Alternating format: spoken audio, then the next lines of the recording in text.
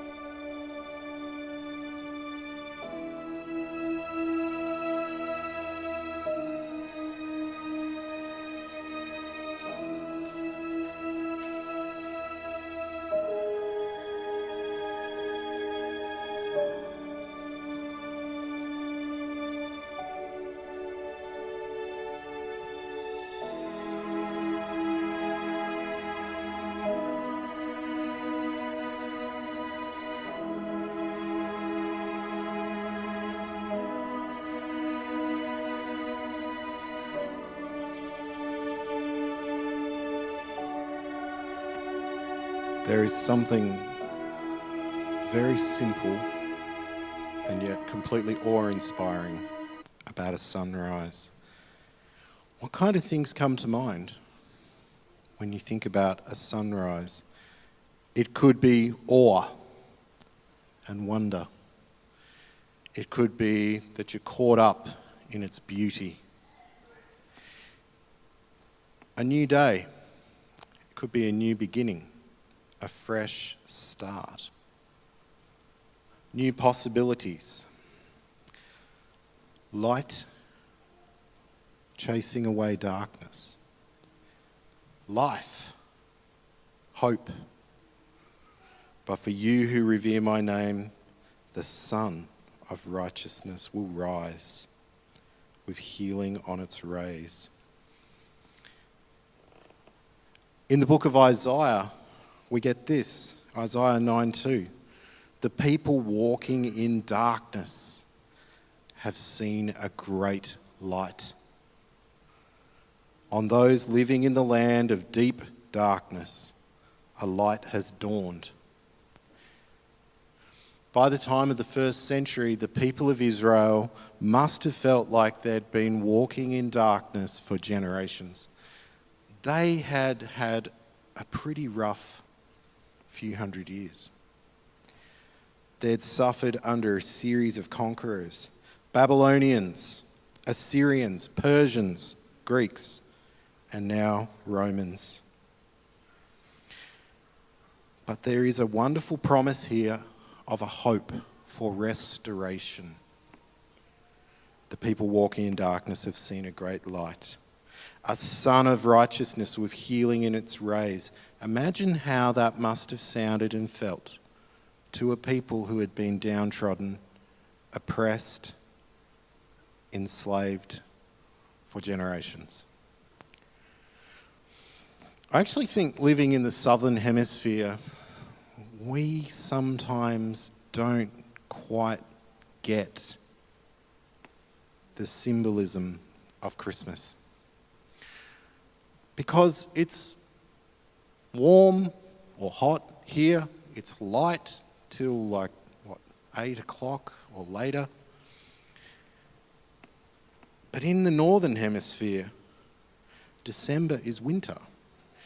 It is cold. It is very cold. And it's dangerous. It's dangerous to go out in some parts of the northern hemisphere during the winter. And it's dark. I can imagine it's a season where if you were at a stage of life where things weren't going well, I could imagine a northern winter might feel very hard. It might even feel hopeless. And we see God speaking a message of hope into the dark. It's almost like a whisper. It's not shouted, it's almost like a whisper. There's a light coming. A sun with healing in its rays. It's coming. And again, my mind comes back to our present day. Just like in the first century, there is a group of faithful and hopeful followers of Jesus. And just like in the first century, the culture of our world is dominated by a system that has no time or space for Jesus. And we have to choose how we're going to respond to that. When Joseph and Mary got to Bethlehem, they had to have their baby out with the animals because there was literally no room for them in the city. I think about our present age. Think about how troubled and uncertain it feels. We have had a global pandemic. We really haven't fully recovered from that. Environmental disasters, economic collapse or the threat of it. We have competition between empires. We might not think of countries like the United States and China as empires, but make no mistake, they are. We have competition between empires, just like back then. There is war, famine. Our problems feel very big. And our leaders seem way too small to fix them. But again, if we look at the promise in the book of Isaiah, we have this in Isaiah 7:14. Therefore, the Lord himself will give you a sign. The virgin will conceive and give birth to a son, and we'll call him Emmanuel. Quick quiz. Who knows what the name Emmanuel means? God with us. I really like this name. I tried to convince Kylie to use this name for one of our boys. I lost the argument. But I really like this name. Isaiah writes that this baby, this Messiah, will be a wonderful counselor. He will be a peacemaker. He will be just and righteous. And that his kingdom will stand forever. This Messiah, this Emmanuel, is God with us. He is that Son of righteousness. And he has brought healing. Later, in the New Testament, this Messiah is going to explain to his followers what it means to follow him. And he says this, "Come to me, all you who are weary and burdened, and I will give you rest. Take my yoke upon you and learn from me, for I'm gentle and humble in heart, and you will find rest for your souls. For my yoke is easy and my burden is light. Experiencing his kingdom is like experiencing a sunrise for your soul. Again, what might come to mind? What sort of feelings? Awe and wonder. We can get caught up in the beauty. A new thing, a new day, a new beginning. A fresh start, new possibilities. Light chasing away darkness. Life. Hope.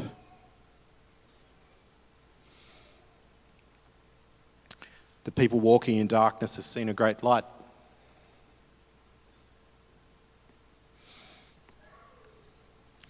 On those living in the land of deep darkness,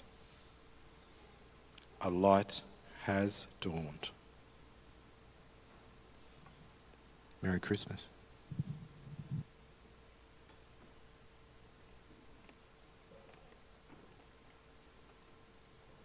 Thank you, Matt, for leading us through that. Just a couple of questions as we conclude this time, and I'll just get my phone doing the right thing.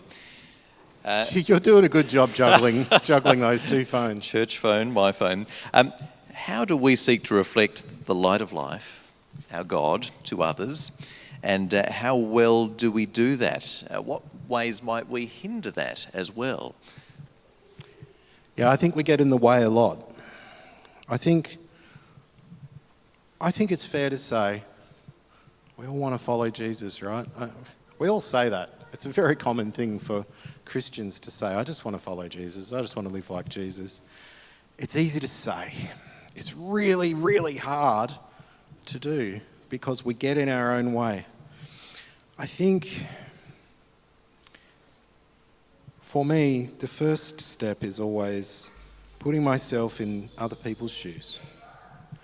I think if we're doing that, if we're putting ourselves in other people's shoes, if we're serving other people, if we're putting their needs first, if we're quick to forgive, it's unrealistic to say you'll never get mad at people, because you will. But if we're quick to forgive and quick to say sorry, I think we're doing pretty well. We're never going to be perfect. But I think if we can show some grace and some kindness, we're showing Jesus to other people. And there's a beautiful phrase there, or a beautiful term that you introduced us to, Emmanuel, God with us. That, to me, conjures up a sense of joy as well. There's something to celebrate there, and that's part of Christmas. Christmas has all sorts of trappings, and this is the question part, that go with us. What of that is that expression of Emmanuel, God with us, that joy, and what of that celebration potentially detracts from that sense? Oh, that's an interesting question.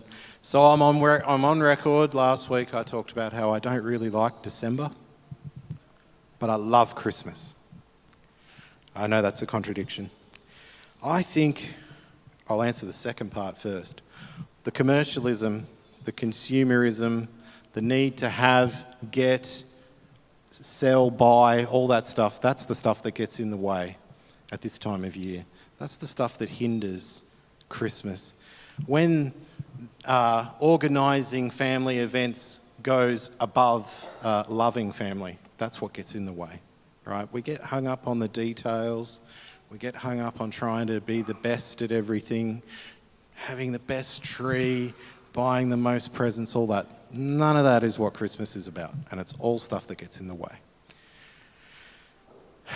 Now, to answer the first part of your question, that's the harder part, right? You could hear me delaying. Again, I think it's just loving each other. It's that simple, right? It really doesn't matter how much you spend on other people, whether you have a gift for them or not. Who cares? What matters is, have you made time for them in your life? Right? Did you care enough about them to include them in your Christmas? I think that's way more meaningful than buying someone a present. So I think loving each other, making time for each other, again, being quick to say sorry and forgive, the holidays are stressful. And then also, the big thing I think is remembering what the whole point of the day is. It's not about us. Christmas is, I hate to break it to you, but Christmas isn't about you. It's about Jesus. And I think it's really easy even for Christians to forget that sometimes, because we get so caught up in all the stuff. So that's a very long-winded answer. Thanks, Pat. There's beautiful ways to celebrate Jesus on Christmas Day, aren't there, in terms of being with others, Absolutely. family, and encouraging them, bringing joy to them as well. Thank you, Matt.